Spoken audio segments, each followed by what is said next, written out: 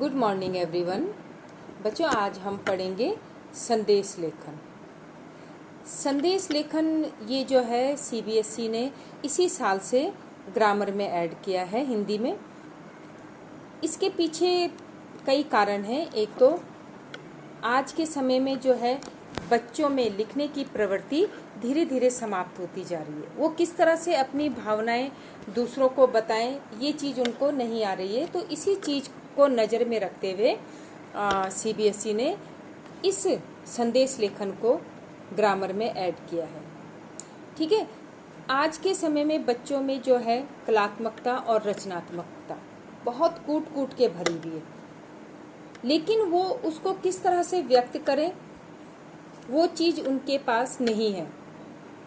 धीरे धीरे ये चीज़ें ख़त्म सी हो गई है। अब संदेश लेखन में पहले देखिए क्या होता था।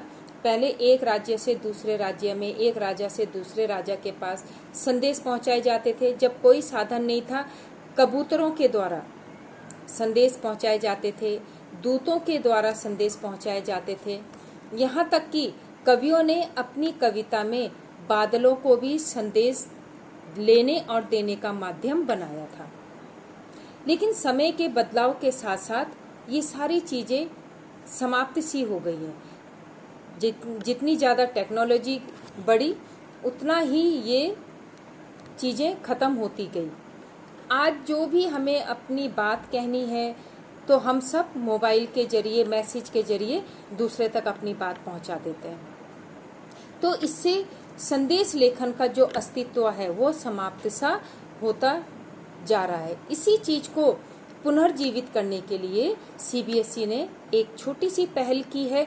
उन्होंने हिंदी में इस संदेश लेखन को जोड़ दिया है।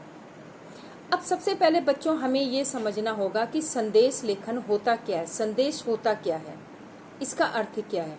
तो इसका अर्थ होता है सूचना। ठीक है, जो लिखित और मौखिक रूप दोनों से दी जा सकती है, लेकिन संदेश का महत्व लिखित रूप में अधिक होता है। अब आप देखिए, आपके घर में कोई प्रोग्राम है, शादी है, ब्याह है या मुंडन है या कोई और छोटा मोटा प्रोग्राम हो रहा है, उसके लिए आपने अपने घर में लोगों को आमंत्रित करना है। तो आप उसके लिए क्या करते हो? आप कार्ड छपवाते हो, उसमें पूरी डिटेल आप लिखते हो और तब वो लोगों तक पहुंचाते हो, जिससे लोग पढ़कर आपके घर आते हैं।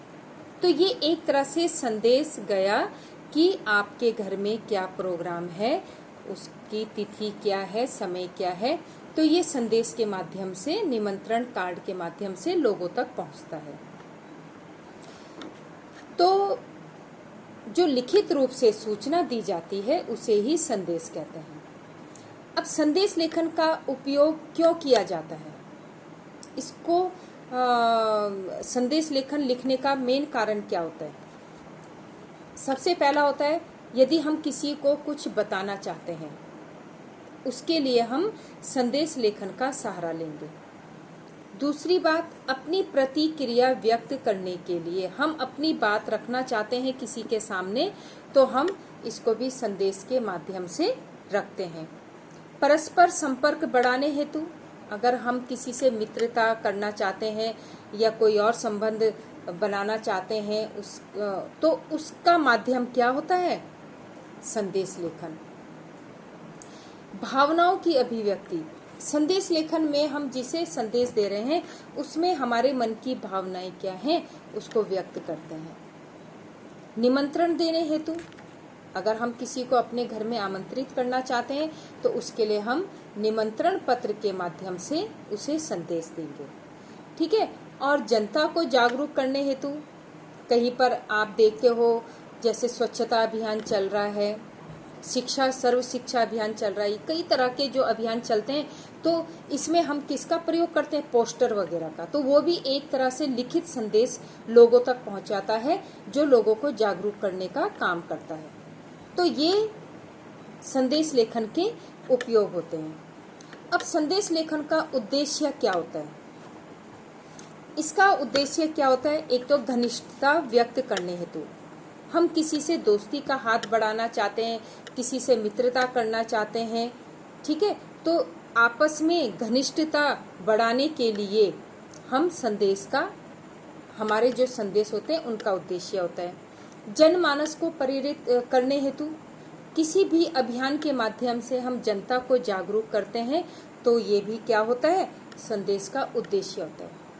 बच्चों, आज के समय में आप देखिए कोरोना काल चल रहा है, तो हम किस तरह से जागरूक होते हैं, कैसे हमें पता लगता है कि हमें कोरोना में क्या क्या सावधानी बरतनी है, तो ये सब हमें संदेशों के माध्यम से, टीवी में, पोस्टरों में, जो बड़े बड़े बैनर हैं उनमें जब जो भी लिखा रहता है तो वो हमें बताता है कि हमें कोरोना से किस तरह से अपना बचाव करना है।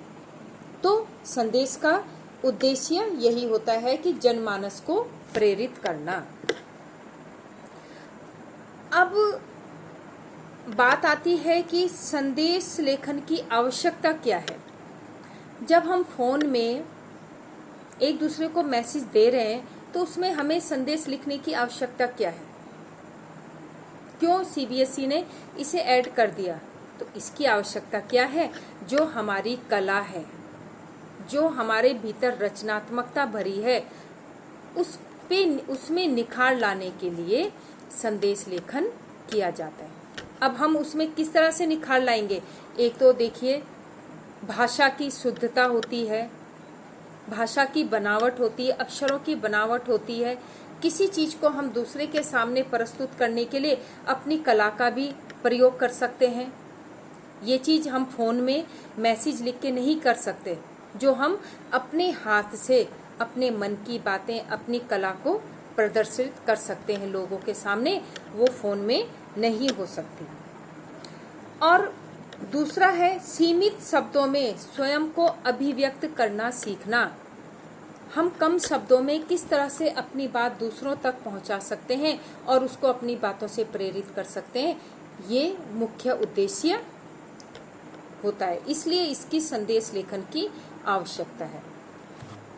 अब देखिए संदेश लेखन के प्रकार। वैसे तो लेखन जो है दो प्रकार का होता है, औपचारिक और अनौपचारिक। औपचारिक वही होता है जो ऑफिशियल में लिखा जाता है, ऑफिस में लिखा जाता है नौकरी आदि हेतु, और अनौपचारिक होता है अपने मित्रों को। लेकिन सीबीएसई ने इसमें शुभ कामना संदेश जोड़ा है, ठीक है। जब हम किसी को लिखेंगे शुभ कामना संदेश किस तरह से लिखे जाते हैं। अब शुभ कामना संदेश के भी देखिए कितने प्रकार होते हैं। शुभ कामना संदेश में क्या होता है, सबसे पहले हम किसी को जन्मदिन की बधाई दे सकते हैं, किसी के परीक्षा में उत्तीर्ण होने पर उसे बधाई पत्र दे सकते हैं, और किसी के पदोन्नति होने पर, पदोन्नति किसी का प्रमोशन हुआ है तो हम उसको किस तरह से बधाई पत्र लिखें, वो होता है शुभकामना। दूसरा है पर्व और त्योहारों पर संदेश लेखन, ठीक है। स्वतंत्रता दिवस आता है, गणतंत्र दिवस है, होली है, ईद है, रक्षाबंधन है, इन सब में हम संदेश लेखन करते हैं। किसके माध्यम से, ग्रीटिंग कार्ड बना के, ठीक है, ग्रीटिंग कार्ड बनाते हैं, कुछ कविताएं लिखते हैं, इस तरह से हम अपने मन के भाव दूसरों तक पहुंचाते हैं। और तीसरा होता है विशेष अवसरों पर। विशेष अवसर किसी महान व्यक्ति की पुण्यतिथि है, उसमें हम संदेश लिखते हैं। शोक संदेश होता है, अचानक किसी के घर में कुछ घटना हो गई या किसी की मृत्यु हो गई, उसमें हमने शोक संदेश किस तरह से देना है, ठीक है, वो लिखा जाता है। उपभोक्ताओं को जागरूक करने के लिए संदेश लेखन किया जाता है। पोस्टर के माध्यम से संदेश लेखन किया जाता है। अब अंत में आता है कि संदेश लेखन का प्रारूप क्या होता है, हम किस तरह से संदेश लेखन को लिखते हैं, किस तरह से हम स्टार्ट करते हैं,